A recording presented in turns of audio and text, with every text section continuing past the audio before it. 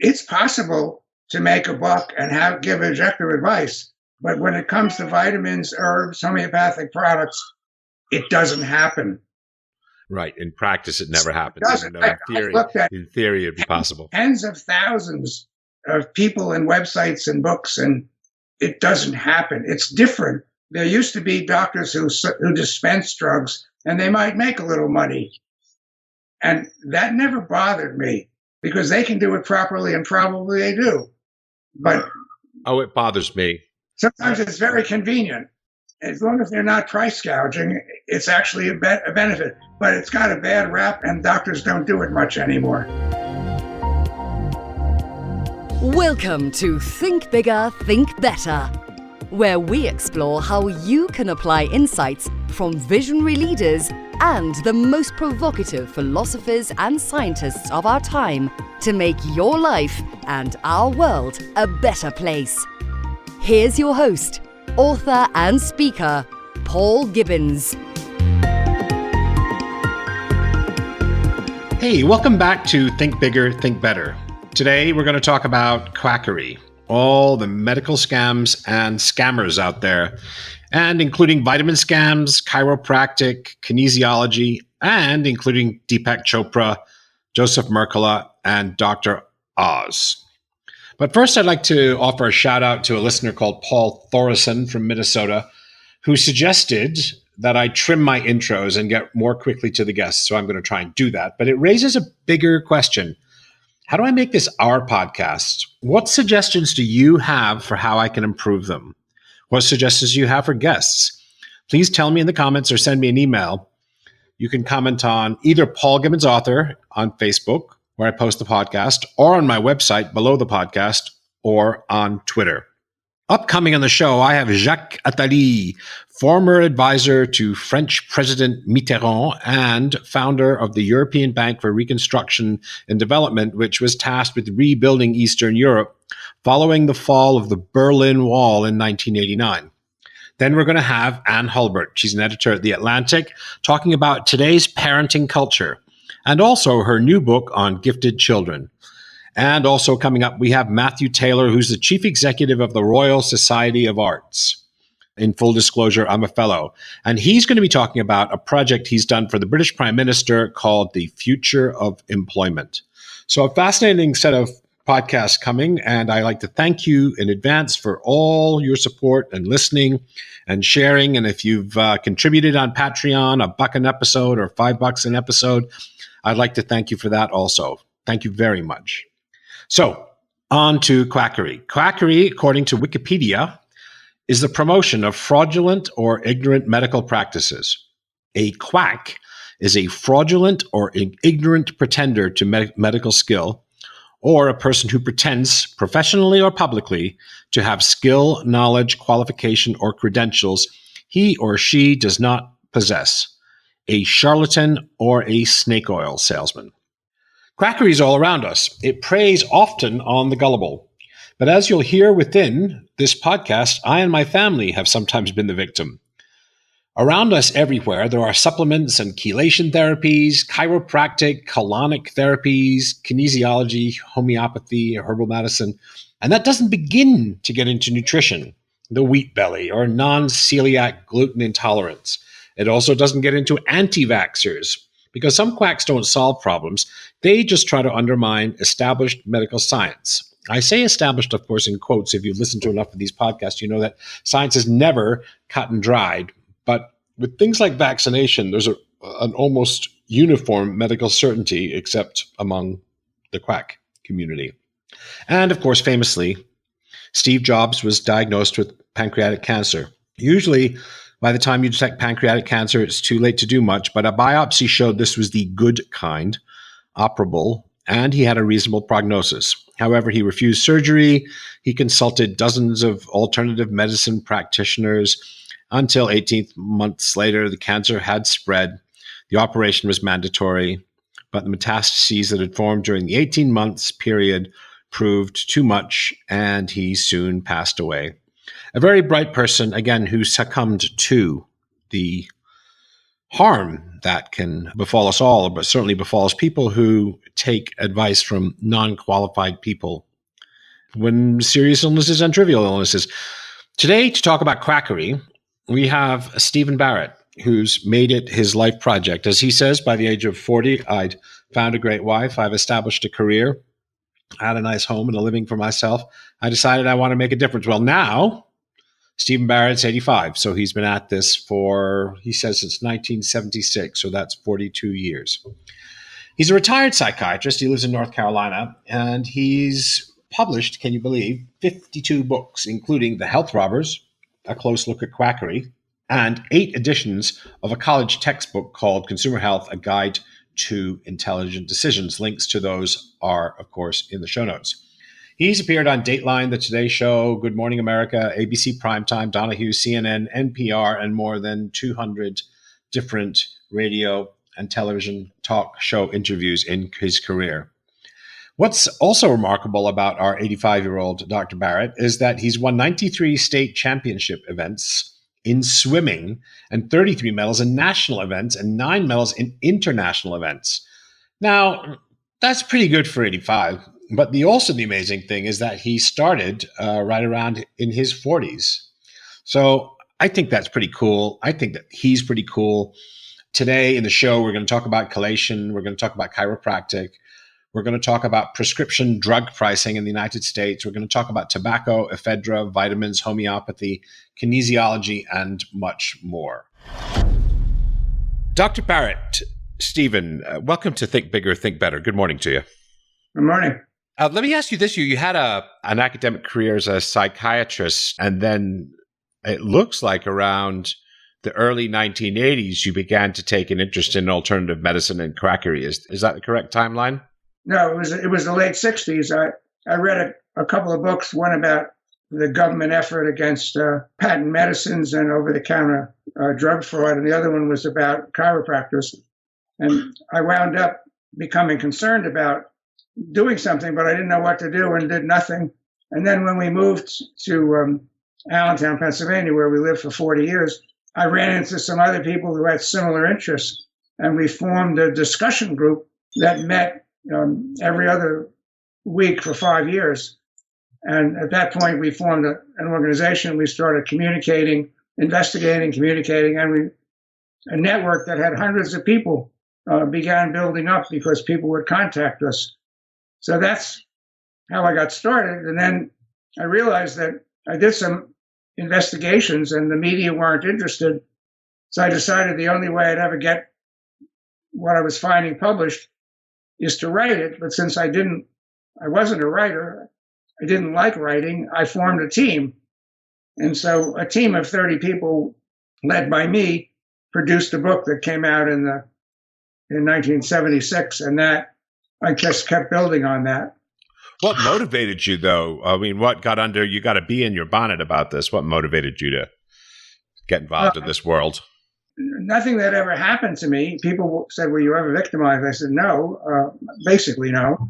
No, it just annoyed me. And I thought it would annoy me that you could have something like chiropractic, which was based on a false theory. They can get licensed everywhere and take x-rays and do all kinds of things. And in my community, they were advertising just ridiculous ads.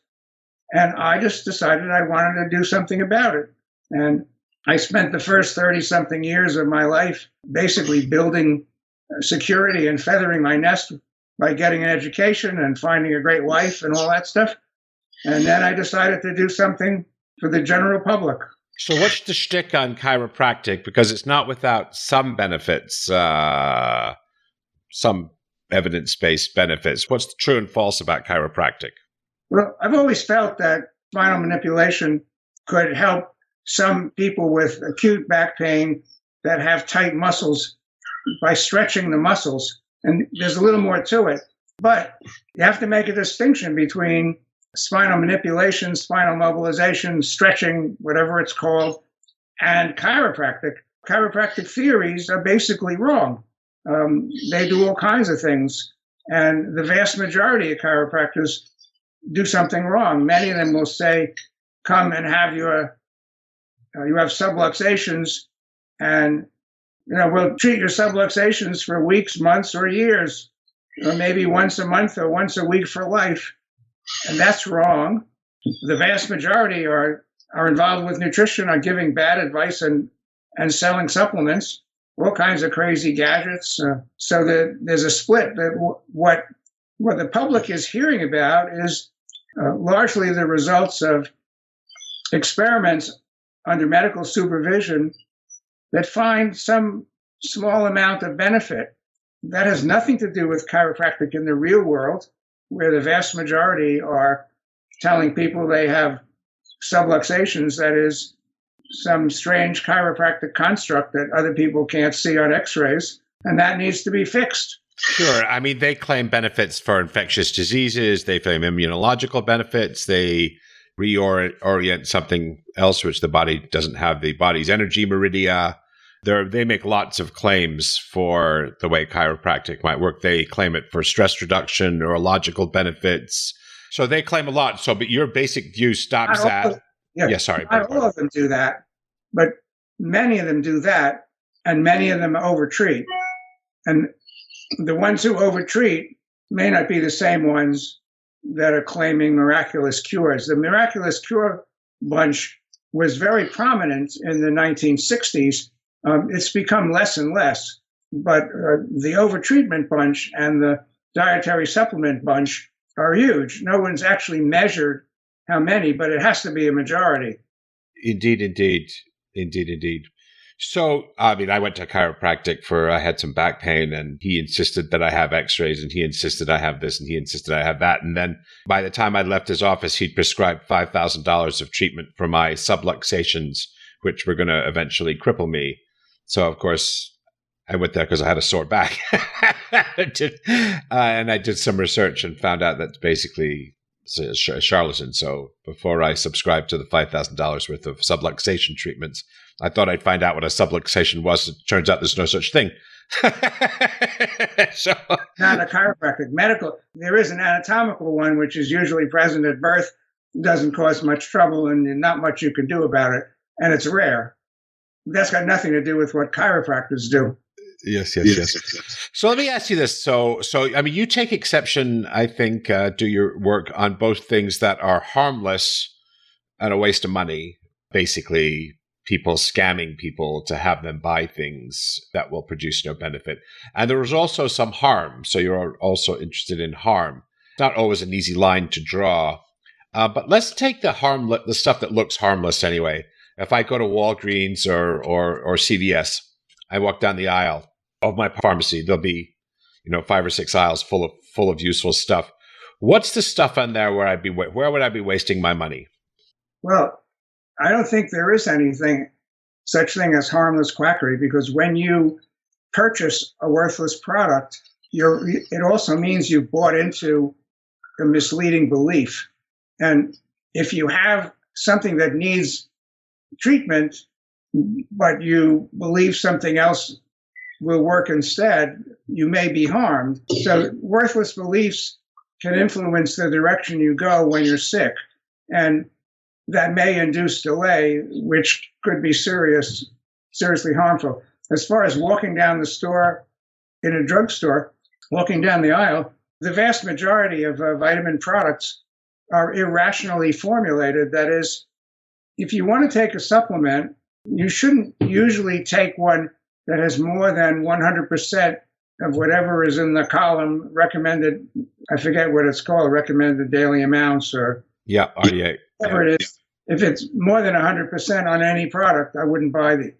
If you're worried that you're not getting enough in your food, you should change your diet so you get enough in your food. But if you want to take a product for insurance, just buy the cheapest store brand multivitamin and take one every 3 days.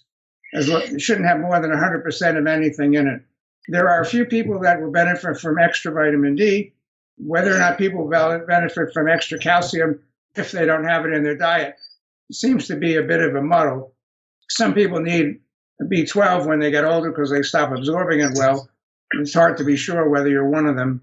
When you're pregnant, you want to make sure you get enough folic acid, but almost everybody does, unless they're extremely poor. I'm not sure there's much else to be concerned about. Yes. So you're not, I mean, it's not a sweeping, in a sense, condemnation I did some research in the supplement industry before we spoke. It's $23 billion in America. That's no small amount of money. That includes herbs, and because they've been put into a legal definition. But you're correct that it involves a lot of products, the vast majority of which will do nothing for you. You take too much of them, they might do some harm. Let's go into some of the things that cause harm. I did a review. So what are some of the worst? I know that there's some harm even from stuff that looks harmless because you're subscribing to a false belief. But leaving that aside, what are some of the things that might be on the shelves that might be harmful? Or what are some of the things you can buy from a health product website that might be harmful?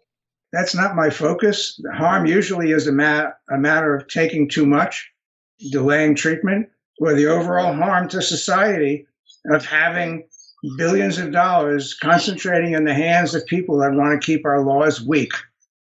I'm really not concerned about direct product harm. I think that there's not a lot of it. Most of it comes from contamination or maybe new products that come along, which I wouldn't follow till it happens. Mm-hmm. I'm more concerned about the harm done to our laws by the industry than I am about individual people. And I can't put out a list of harmful products because harm depends a lot on dose and it depends a lot on who makes it. Yes, that's part of the problem. Were you involved in ephedra back, I guess it was almost 20 years ago. Was that something you were involved in?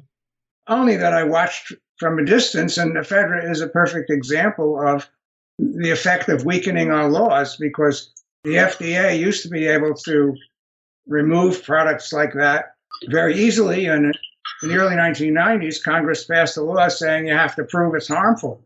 And that's kind of backwards. In order to market something, you should have to be able to prove it's harmless.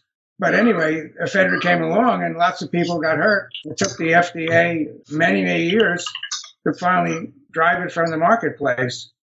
Yes, well, it did. And it's a perfect example of, I think, what you're worried about.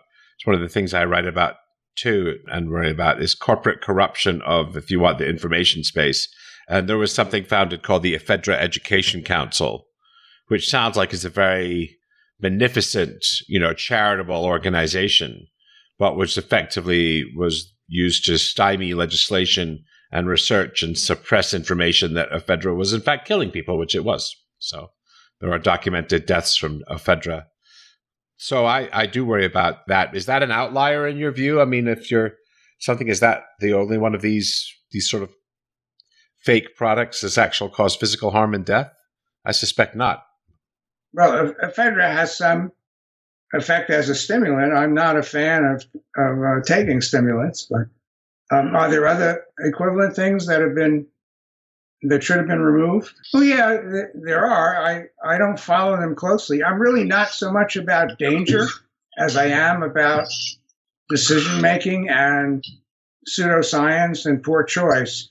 Yes. Danger requires data, and it's hard to collect data, and I can't collect it so easily. I get it from secondary sources. But I can directly look at claims. I'm more about looking at claims because there you don't have to wait till somebody gets hurt. I'm more concerned about, people find this odd, but I'm more concerned about overclaim and false claims that something will work than I am about whether something will harm you. Harm is something that comes usually long after the claims. I'm more interested in, you shouldn't take this product because it doesn't make any sense. So, yeah, I mean, that makes perfect sense to me. If you look at a website, I don't know, I imagine that I've seen in the public record some discussions that you've had, perhaps not face-to-face, with people like Merkala and Andrew Weil. And I think Deepak Chopra's obviously gone after you, which I think is marvelous. That's a sign you must be doing good work. Chopra never went after me, not at all. No, actually, I've talked with him once. I was misquoted by a magazine, and okay. I was very concerned because it made me vulnerable because it said something that I just simply didn't say. And I called him up immediately. I mean, within minutes of the time that I saw the article, and said to him, look, I didn't say this. And I want you to know that I didn't say it and I don't believe it. They misquoted me or they misunderstood me. I can't remember the details. Yeah. And he was very cordial and thanked me. And I said, I'm going to write a retraction. And that was that. Well, that's funny. Well, the media do very well out of creating a storm in a teacup or manufacturing controversy. That's another thing I suppose you've taken interest in. Tell me this, what about people like Mercola, Chopra's only peripherally in the health field. He's more interested in consciousness. He used to be more, and lucky him, he had a clinic. And I thought I had grounds for the state licensing board to look at what he was doing. And just as I was about to make a complaint, he left the clinic and then removed himself basically from the practice of medicine in Massachusetts, where I thought he was vulnerable. But I haven't seen much of him lately. So he had a clinic and he was selling Chopra-branded health interventions of one kind or another? It was a long time ago, and I don't remember the details. We'll go to Mercola. Mercola basically retired from practice in 2006, and he's an information machine. He spends a lot of money, maybe $1 million a year, overseeing a team of writers who write his newsletter, and everything. He writes a lot of negative things about proven medical measures, and he writes a lot of speculative things or misleading things, or they do, that had to do with buying products. And so he has an information machine that is knocking science-based medicine and promoting what he sells. I've had some effect on him because when he was seeing patients, I made a complaint to the Illinois Medical Board. The board never revealed. The board filed a complaint against him, but didn't tell me. I didn't find out till years later. And it went through the courts, and I couldn't get the documents. But there was some reason that in the appellate court, the case was dropped. I think what happened is he made a settlement, and sort of a secret settlement, and stopped practicing. Whether that was a coincidence or a result of the action, I don't know. I think his license was at serious risk back in the mid-2000s when the complaint went through. The complaint is just the start of a case. I don't know. And then he no longer is vulnerable because what he does is protected by freedom of speech. He did have he was selling tanning machines with false claims, and I complained to the government, and he, at the end of the day, after a period of time, he closed his clinic. Whether that was a result of my complaint or not, I don't know, because Illinois simply doesn't tell you what they're doing till after it's over. And then, even though I was the complainer, they never told me. I don't understand what they did. But the result is, anyway, he no longer has a clinic, and he no longer sees patients, but he does perfectly fine. Probably makes a few million a year. I don't know.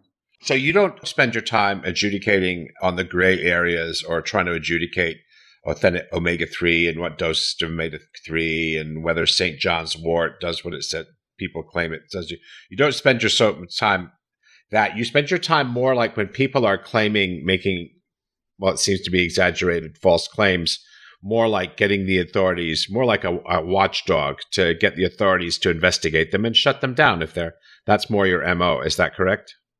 I write about what I see, and if I see my other analogy, one is water running downhill. The other is my favorite animal from childhood is a mongoose. What does the mongoose do? The cobra is much bigger. The mongoose kind of sits there. He sees an opportunity and boom, he goes. I'm somewhat like that. If I see an opportunity to complain, I will. And I've made over 1,000 complaints. None of them take much time. Most of my complaints are about product claims. I complain to the FDA, and I'm not sure I have much effect. They ignore most of them. But every so often they issue a warning letter based on something that I've told them about. I complain to licensing boards at times or attorneys general, and sometimes my complaints hit the target and sometimes they don't. I have been used occasionally by enforcement agencies. One particular case, the FBI contacted me and I helped them in a big way to put somebody in jail. But most of the time, I just simply write. I don't try to decide in advance what's most important. I try to pick the things where I can see clearly what's wrong and write about them. And many of them would be considered by many people to be minor problems. People write to me and say, why are you complaining about this? Look at that. That's so much bigger. And I said, yeah, but I can't do anything about it, or other people are doing something. Or I get a lot of flack from people who say, why don't you go after the drug industry? And my response is, I can't keep track of all the drugs that are coming out. I don't have the expertise, but I'm after the drug industry in one respect, and that is where I can make a difference, and that is I'm part of a team that's trying to lower prices. Drug prices are outrageous, and I'm I'm a board member of a little group called Prescription Justice, which has a website and a beautiful newsletter trying to promote actions that will result in tremendous lowering of drug prices. I'm involved in that as well. Very interesting. Yes, it's interesting. We pay between 2 and 10 times more for prescription drugs, depending on the country, depending on the drug, than they do in other countries. It's an amazing thing, right? Well, it's more than amazing. The dynamics are extraordinary. I buy my expensive drugs from Canada. There's an organization called Pharmacy Checker, which enables you to find, they actually do site visits to foreign pharmacies and tell you which ones they think are safe. I use that. But some of the amazing things that, surprising things are, number one, the pharmacists have this verifying system. The state boards of pharmacy have this verifying system, but they won't evaluate anything outside the country. And then you have Consumer Reports, which says, go to a farm, if you want to buy online, use a verified pharmacy. And they know damn well you can get drugs cheaper and just as safely from Canada, but they won't say it.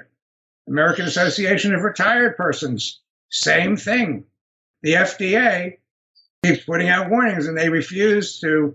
They keep saying it's illegal and dangerous to buy from non-verified pharmacies, or non-approved pharmacies. It's just, they don't want to. People that normally are involved, and the same thing with Health Research Group, Public Citizen. They know perfectly well that you can buy safely from Canada, and they will not act. They will not tell their followers. It's very, very strange. So you have people, we're talking about consumer protection groups that have a following of 40 million people, and they won't tell them, buy Canadian. That's interesting. What you reckon? What you think about that? Why would they not do that? Well, we don't know. One guess is that they don't want to offend the FDA or with American Association of Retired Persons. They have their own pharmacy service. So that's one area.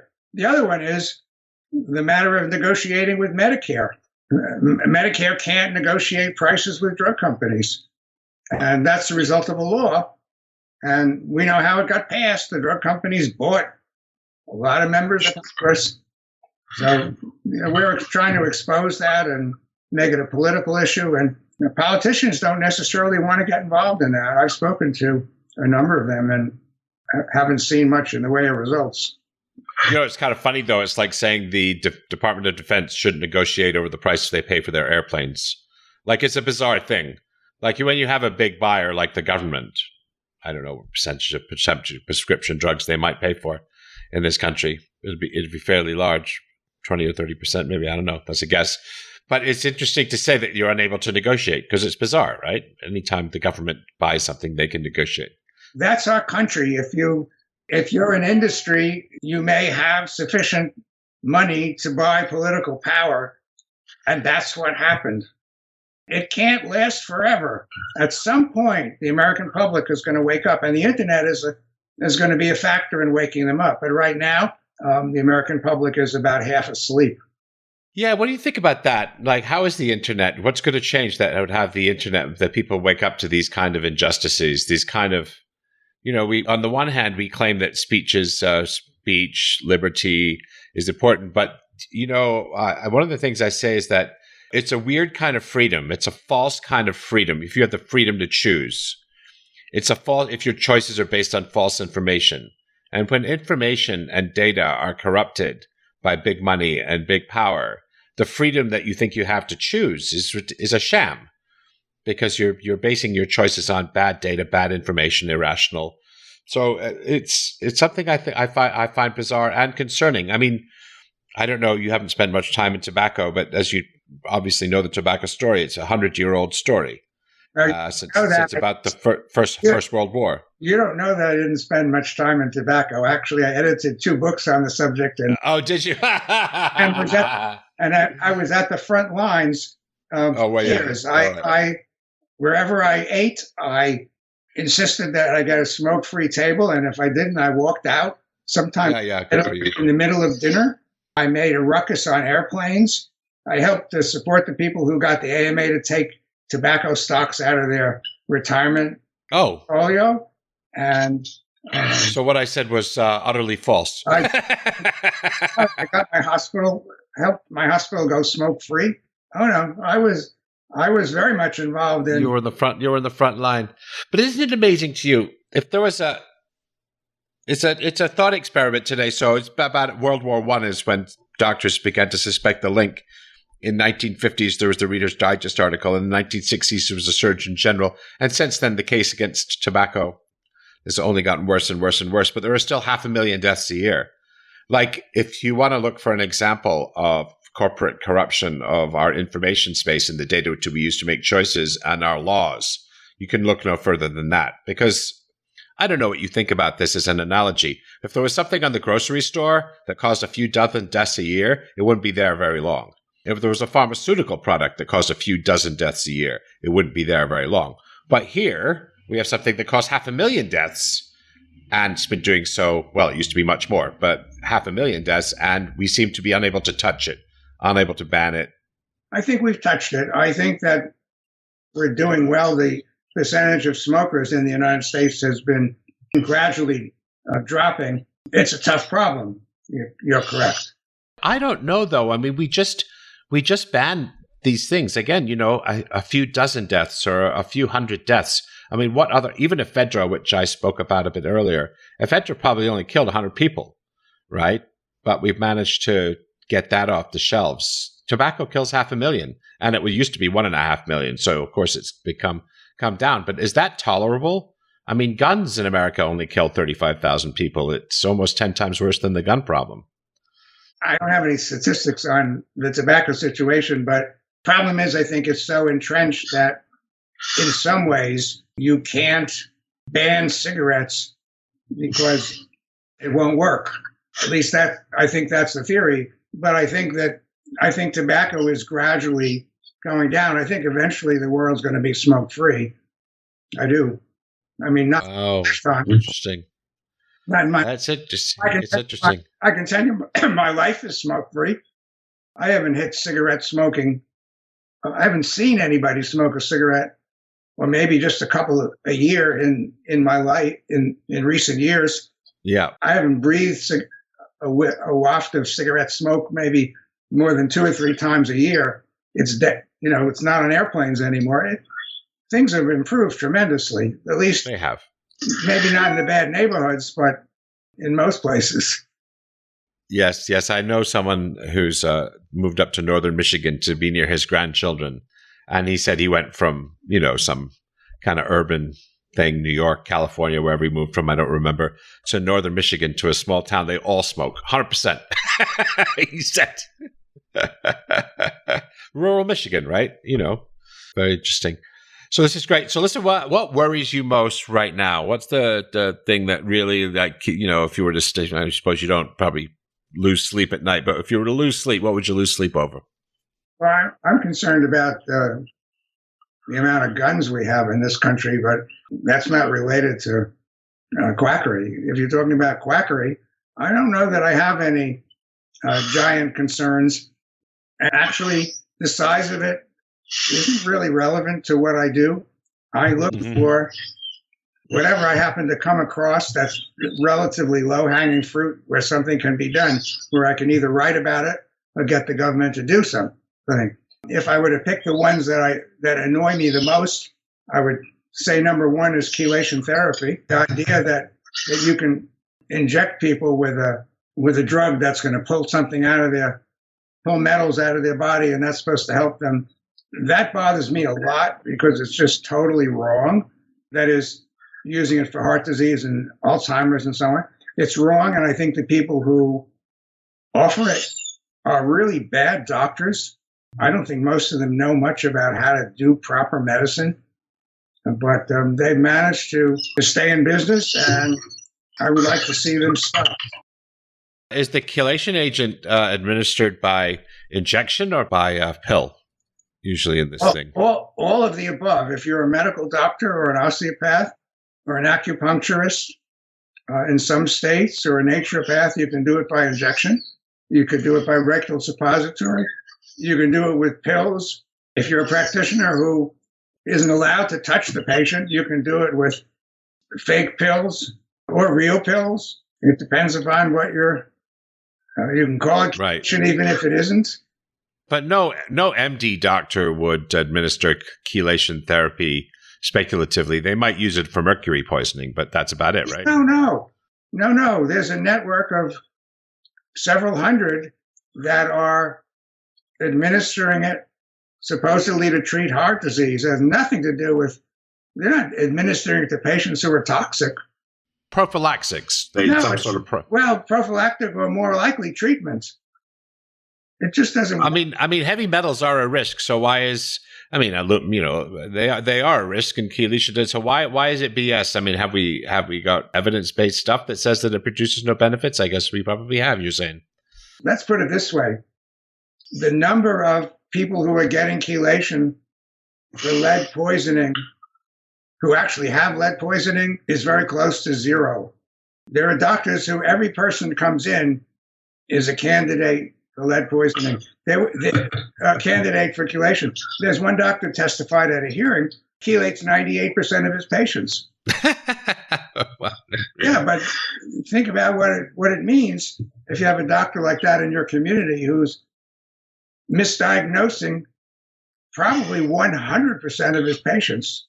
It's bad. I got to tell you a funny story. I mean, I come from a scientific medical family, so I didn't see much of this stuff, but I don't want to do her a disservice. But when I fell in love with a girl from Ohio and went to visit her parents for the first time, I was well into my 40s. By then, they were not scientists, wore magnetic waistbands to, I don't even know, magnetic things on your wrist, copper wristbands. And when I was 4, I used to carry a rabbit's foot. Yeah. Well, they took hundreds of dollars of supplements, too. So they'd been persuaded by someone. So they used to take these very expensive liquid vitamin. You just drank them every day. And I said, what are you doing that for? And they said, we had some doctor come to our home. And this was some super branded product. They got a big case of it every month. And hundreds of dollars. These weren't wealthy people, by the way. These were working people, people who were very blue collar people. And they threw a ton of money away on these things.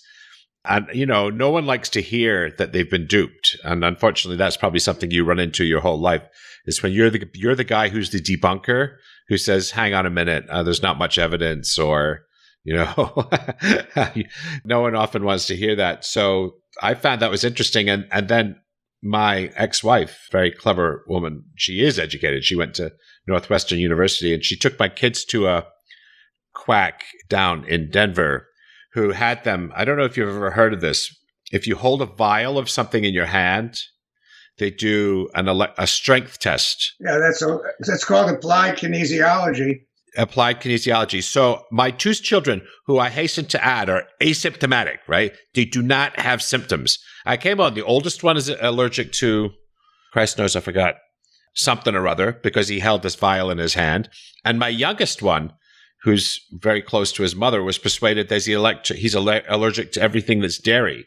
And so my youngest son, who's only 7, bless him, insisted that we go to the organic health food grocery store. And he went around asking everybody, have you got organic free cheesecake? Have you got dairy free ice cream? Have you got dairy free carrots? My 7-year-old.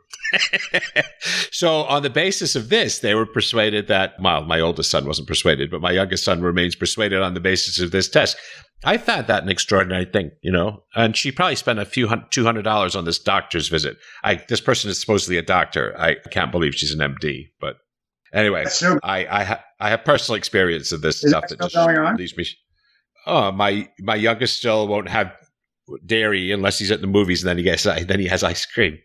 He insists that this doctor's correct. My little boy, he's got some of his daddy's stubbornness. Okay, I can tell you that I've been involved in probably a dozen cases where these kinds of differences led to divorce and custody battles, and they're really awful because they're often accompanied. It's not unusual when somebody gets into the clutches of a quack like that the parent doesn't want to vaccinate either, and they often go hand in hand. And I've been involved. I won that one in a number of battles. I won the vaccination battle. Okay. She didn't fight me too hard on that. But no, it was a source of her belief system. She's very, what some people would call spiritual, whatever, into this spirit or all things alternative and something like that. And it was the ideological, because I'm hyper-rational, hyper-scientific. And yeah, I mentioned at the beginning that I'm more concerned about not so much the toxicity of the products, but the toxicity of the beliefs that go with them. And that can be tremendously harmful, and you can't measure the harm. Most of the time, you don't even know about it.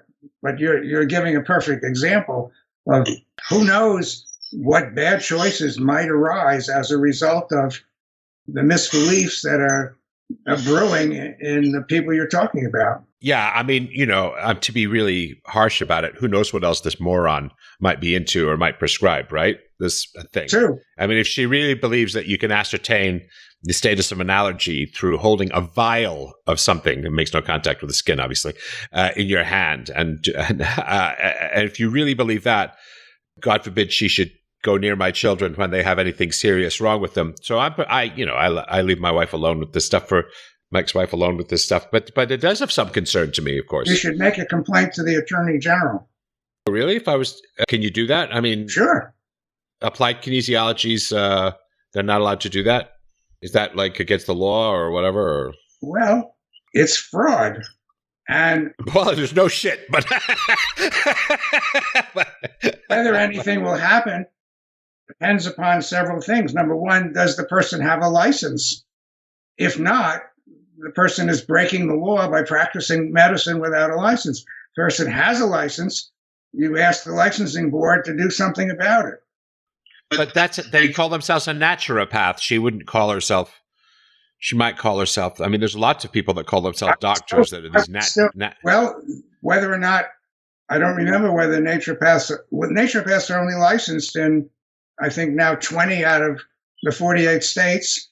I can't remember if Colorado has licensing or not, but and Colorado doesn't have the most aggressive government protection. I would still make a complaint to the state attorney general.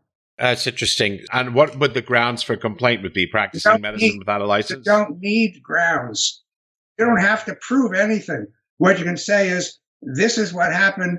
I believe this is improper. I believe that this person is misleading the public. Can you do something about it? And whether they do something will depend on whether it resonates.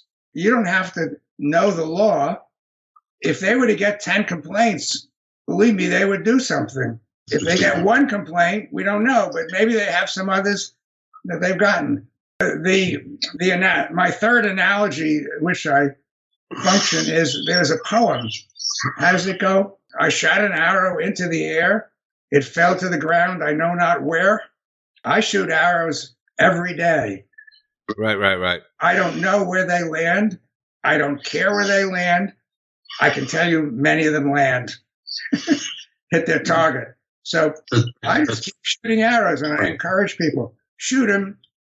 Maybe it'll do some good. I like it. Listen, in terms of you've been very generous with your time. We're at an hour here. Tell me this. Where could people go for more information? What can people do to either find you, support your work, or get active themselves in some way? Well, my main website is quackwatch.org.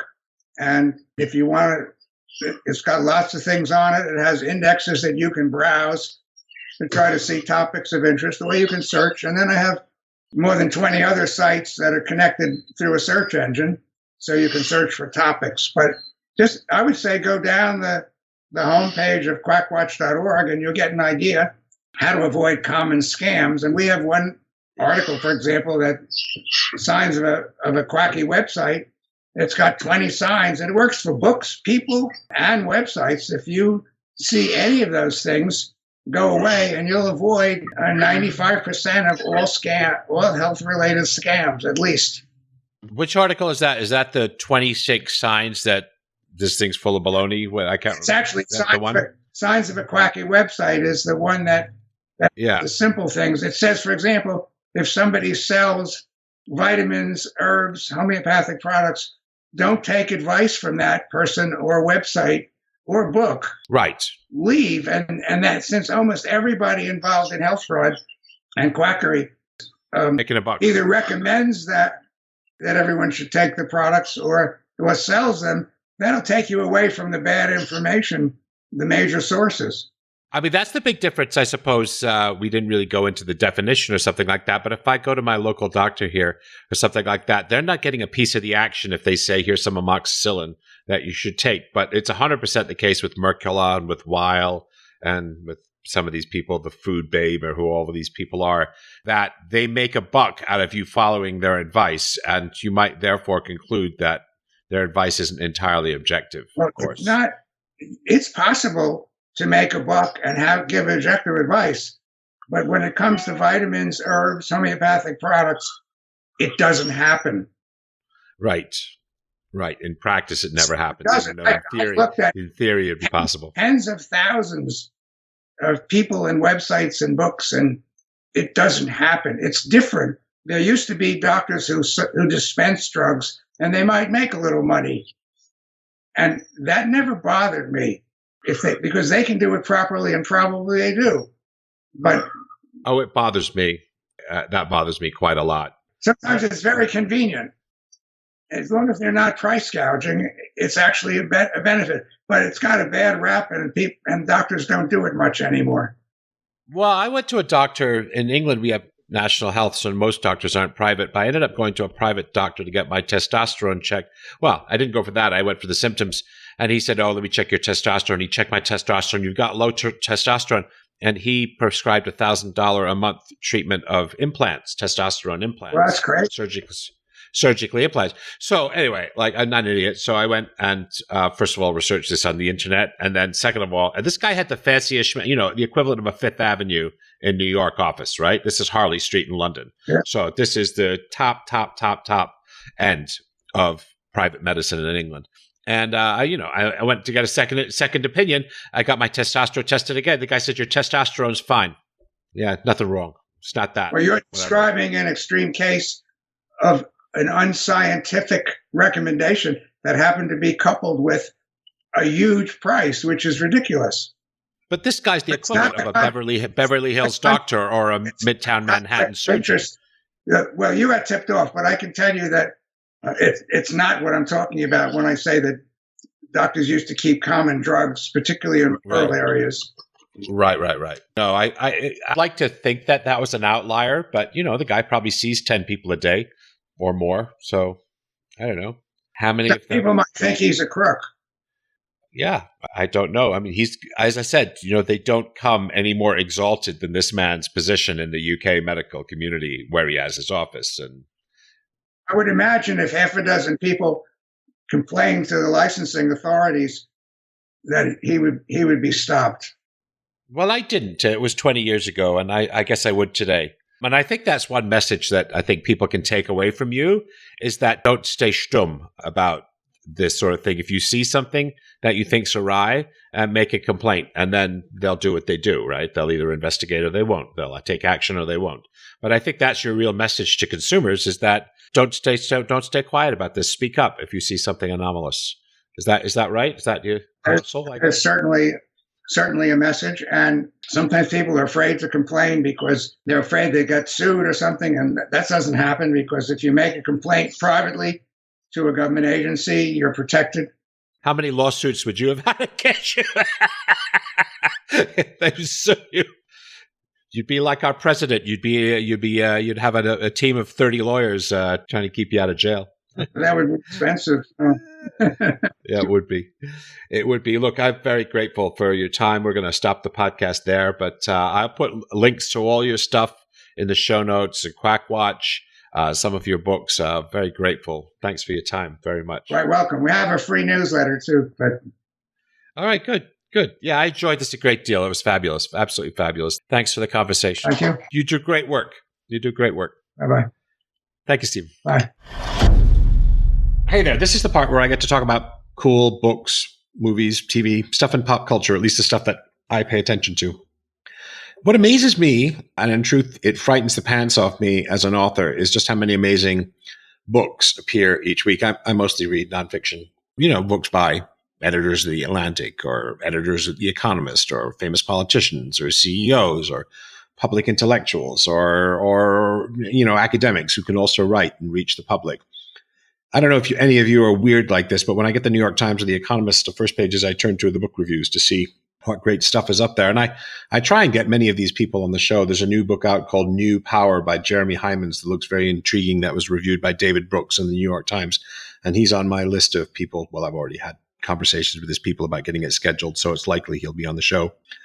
But today I want to talk about a book that I think sets out the stall against suspect science more elegantly than any other book that I've ever read. And it's by a Brit doctor called Ben Goldacre. He's a young guy. He's really funny.